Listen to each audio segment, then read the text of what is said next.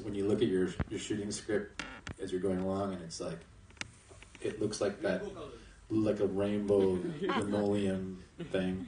I was doing rewrites on scenes through the last day of production on Beast because actors were in jail. Some were, took too many drugs and were problematic. We had to send them back. We had things that were changing all the time. So that was definitely the idea of locked. Just means that if you're going to make changes after that, every department can kind of just sync up with you. But I don't know anyone that gets to the end of shooting with the script they started with historically, and even if you intend and you've written the most genius thing ever, things will still have to change because life hits you. Hi, everyone. Oh, I have the mic. Okay, he's got the mic, so let him go. Yeah. Hi, good afternoon. I have the mic. I control everything. So my question is to both of you in a sense. I'm going to start with you guys. Basically, you have had a diverse background. You're half Swedish and half Japanese. You grew up in the U.S. So I guess you have you have multiple identities in a way that are fused together because of the way you've been brought up. And I have something similar. So I grew up in Hong Kong, and I think that in a way we're lucky because we've constantly dealt with diverse ideas and opinions, and it makes us more open to accepting them. So say when you stayed with the gangs in Mexico, or when you were in a poorhouse in West Africa, I guess even though there's some kind of rage with the activities that go on around you and the way people talk, you're more able to sort of deal with it. And at the same time, you may be moved by your experiences in travel. So when you're writing a script, and same goes for you, Zoya, when you're writing a script and you reach a point where your experiences move you, and you got to hold that thought because that's the sort of frame of mind that you want to be writing your characters in. So how do you deal with that challenge? Question. Do you get my question? Yeah, I get it. So you're like what we call in the States, I'm not sure if you use the word here, third culture. Yeah. So I think being third culture is a big part of being empathetic to multiple cultures. You're less prone to xenophobia. Yeah. I remember even when 9/11 happened, I was probably the only person in my group of friends who was like, well, you do realize they declared war a couple years ago, right? This whole, I didn't fall back into rah America. I had a very outside perspective on the whole thing, and I continue to. I think what that does then, it can be conflicting in a sense too, because you could be very empathetic to other cultures, but then maybe not empathetic in your own sort of like personal life. It's an inconsistent sort of quality to have. And when you're a writer, you have to be empathetic because you are writing multiple characters, and you are all those characters all at once. But they tend to write themselves after a while, and you tend to be able to categorize in your mind and separate those characters to the point where you're not thinking about it anymore. It's like riding a bike. When I'm writing in multiple characters or in a scene, I don't think about how they would say it. It just comes out as they would say it. Sometimes bad at first, and then it's rewritten to hopefully be better. But it's their voice still. I don't know if you feel the same. Sorry. Sorry, I just zoned out. I didn't really get the question. Sorry, so I zoned out. Sorry, let's move on. Hi. My question is for Carrie, sir. Beast of No Nation released on Netflix, and after I saw the film, I read a lot of articles online. Articles like a list of movies that should have made it to the Oscars and that were snubbed at the Oscars, and almost all the lists had Beast of No Nation, and I felt the same way too. So, do you wish that Beast of No Nation had gotten a theatrical release? We did have a theatrical release in the UK and in the US.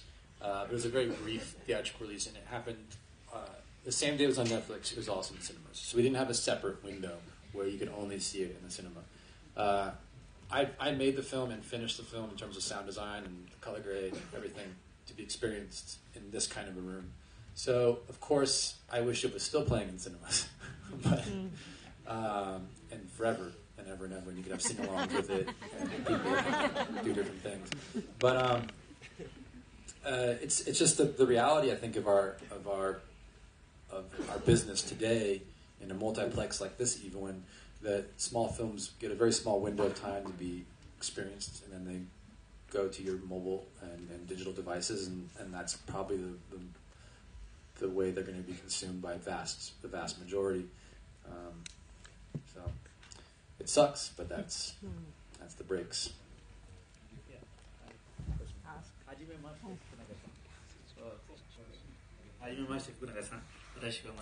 Okay, that's I spoken Japanese because I just got to know he's half Japanese. I didn't have a question, but I'm thinking of a question right now. No. Do you watch Indian films? No, I have a question. Do you watch Indian films? Do you watch? Did I watch Indian films? Yeah, man, you make me seem unpopular. I've not seen that many Indian films. I have seen Indian films, and the festival's also hooking me up with their best ofs, as Zoya's films as well. I'll be watching a lot more Indian films after Which this. of your film do you think is connected to some Indian film? Which of the films that you have done is similar to some Indian film? He's not seen enough to answer that question. Yeah. Okay. Thank Next. you. Yes. I did see Sultan on the way here. I just didn't want to admit that I'd seen Sultan. I was trying to save you from this. So, seeing Nombre and Sultan is like a personal journey. I just want to ask you about the ending of True Detective. I could be wrong. I read this online that it was supposed to end with the two of them not coming out of the maze, and was later changed to a happier ending. So is it true? And if it was, why was it changed? Where'd you read that? I don't remember that. IMDb. I think that might be fiction.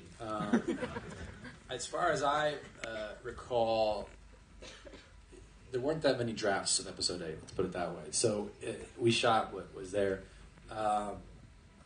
So they were always supposed to live. Yeah. Okay, we only have 5 minutes to go. Just curious, are you personally influenced by poetry, in your writing or your filming? Because this question's about are you influenced by poetry, or are you a poetry kind of guy? Because the scene that you mentioned in Jane Eyre, the one with Jamie and Jane on the handheld one, I found that very poetic. Or the clip that we just saw, the 6-minute scene. But there's some sort of cinematic poetry in that. Just curious. Yeah, I do like poetry. I don't write poetry, but I do like to consume it. I remember maybe out of stubbornness. My stepmom told me once, because I really liked Pablo Neruda, and she's like, "Oh, you'll grow out of poetry at some point." I'm like, "No, I'm not. I'm never going to grow out of poetry." And I still like Neruda, and I still like to read new poetry. So there we go. Haven't grown out of it yet. Yes, ma'am.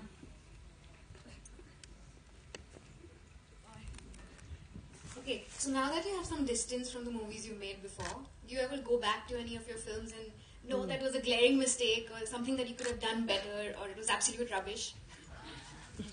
You don't need distance for that. Okay, but maybe after all the fans come up to you and tell you, "Oh, your movie was great," and you say thank you, but... I've learned to just say thank you, whereas inside I'm like, "No, that really sucked, that scene." Give me an example. Well, like, even after this scene we did the scene from episode 4. I was like, she's like, "Oh, it's a perfect take." I'm like, "No, I know every single part I would have done differently." What would you have done differently in the one? That's for me. Yeah, we just have time for 2 questions, so... Can you guys get together and figure out how to... Yeah. Now that you're in India and you're such a wonderful filmmaker, would you consider making a film? We have diverse cultures and we have very fascinating areas to India. Would you consider making a film with Indian actors and make an Indian film? Yeah, I don't see why not. I mean, when she asked earlier, are you opposed to anything? I mean, definitely not. Opposed to that idea. And obviously this is the biggest film industry in the world, so there's a tremendous amount of talent. And we watched a couple Tamil films when we were in Tamil Nadu, and I don't know the names of them because it was in, it wasn't in Roman letters, and the subtitles didn't work either. But I was very impressed with technically with the films. So there's obviously a lot of great technicians and talent. We look forward to your considering this. This would be wonderful. Cool. Fascinated enough. Thank you. Definitely be shipping special effects shots here before I'm even directing there. So. Hi, my question is to both of you. What are like the major rules you follow while writing a screenplay or a script? Like the one rule I have when I'm writing a script is that I have to write every day. Okay. I have to write every day. And even if it doesn't come, I have to be there from like 10:30 to 4:30 every day. That's the one rule. Everything else is whatever. You mean like operating rules, or do you mean like literary? No, like when rules. developing the characters or just like creators. Like some people write in different like rhythms, for example, for dialogue, like pentatonic, in terms of like how they break down the actual syllabic intercourse, for lack of better words, between characters. But when I'm writing, I do the same thing. I block out a period of time. I write for at least 8 to 10 pages a day, and then the next day I'll go over everything I've written and write 8 to 10 more. And then I try not to have any rules at all, because every script I've written so far has been I've written in a new location. It's taken place in a new location, and I still haven't figured out a system. But I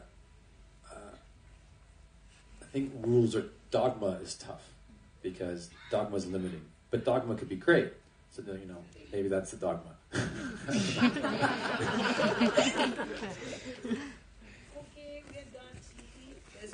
Okay, ask. Yeah. Okay, two more. I'd like to know about the financials. I hope you paid your debts.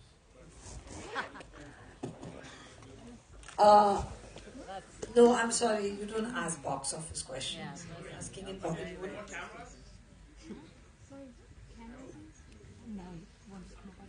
No. Next. Hi. It's always so tough, man. You're like, bring down the wall. There's something really, you should know this. There's something super freaky going on here, which is when we grew up, we watched films, we liked films, or we didn't like films. Of course, there were critics and they would, cue you. But now it's become like everything's about the box office. Like you have the audience, the fans, everyone's talking about how much money it's making, and it's sickening. Because they don't care about films anymore. It's sickening. This one's going to make this much money, this one's going to make... What do you care?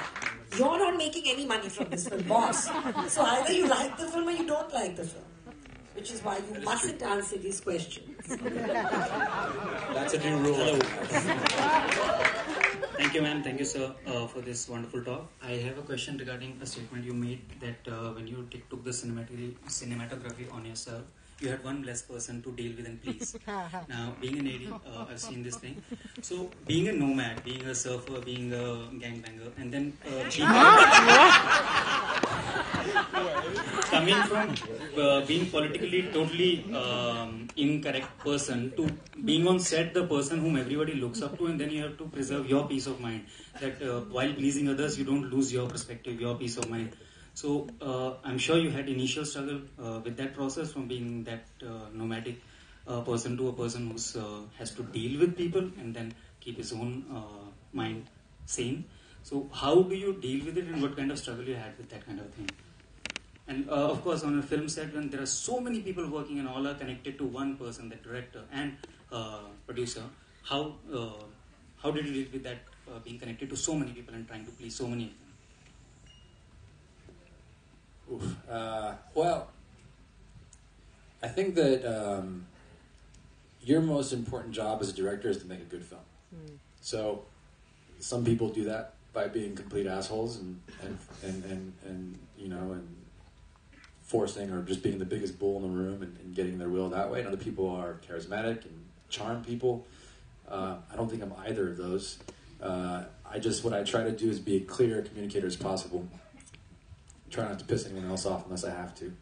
and just try to get my vision on screen. And when I'm not getting what I need in terms of even through myself, if I myself am not communicating in the way or getting what I need out of my people, then we keep going and we stop and figure out a way to do it right. Or I figure we can cut it and move on and put my attention to something else. But that's like your job every day is trying to determine what do you spend time on and not, and how do you get what you need, the best out of everyone who's working around you. And everyone has their own style, and mine is mine. And I let someone else describe my style rather than me talk about myself. But yeah. The one with the mic. Thank you. Thanks, Carrie and Zoya. I just wanted to ask one question. There is a particular scene in Beast of No Nation where Aku looks up and even visually and in the voiceover, he says the similar lines to what is being said in the Thin Red Line. Who are you to exist in so many different forms? So did you do this consciously or just... I don't remember him saying that. But, I mean, I love Malik. He's a poet. He writes pages and pages of poetry. The book has a very... I'm not sure if you've read the book, but it's very much a long-form question about whether he's still a good or a bad boy. That morality, the inability to find the moral north for him is his big question in the novel itself. That's been adjusted and changed slightly in the movie, but that asking and that longing to know in God's eyes, is he a sinner, is he a